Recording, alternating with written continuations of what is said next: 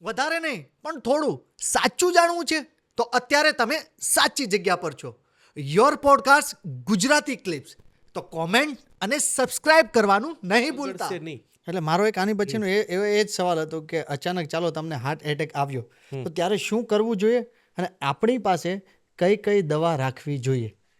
એમાં બે વસ્તુ છે અને એ વસ્તુ કરવા પહેલાં હું એક ખાસ વિનંતી કરું કે જો આ તમે વિડીયો જોશો ને તો પ્લીઝ 5 થી 6 વખત જોજો. ઓકે. કે મૂવીમાં એક વખત જોવાથી ડાયલોગ યાદ નહીં રહે. હા, સમજો.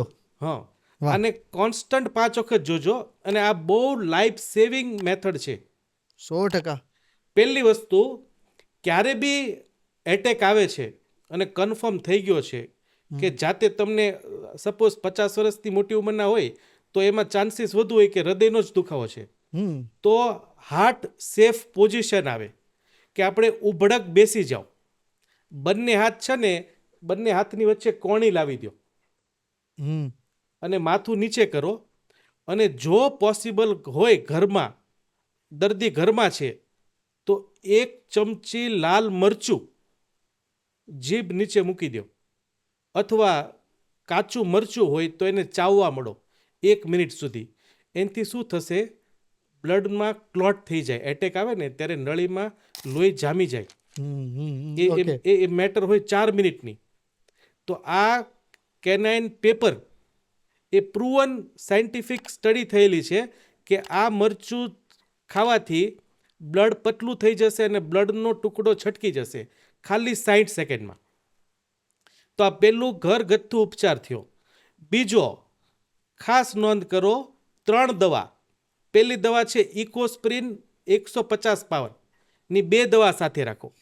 બીજું છે એટોર્વાસ્ટેટિન 40 પાવરની 2 દવા. ત્રીજી ગોળી છે ક્લોપિડ્રોગેલ 75 પાવરની 2 ગોળી. આ 6 ગોળીને મોઢામાં ચાવી જાઓ અને ઉપર પાણી પી લો. અને 1 ગોળી સોર્બિટેટ આવે હૃદય આકારની, એને જીભ નીચે મૂકી દો જ્યાં સુધી કોઈ હેલ્પ આવતી નથી ત્યાં સુધી. પણ સૌથી પહેલું 108ને ફોન કરો. અધરવાઇઝ તમારા કોઈ બી નિયર બાય છે તો એને હોસ્પિટલમાં જાણ કરો.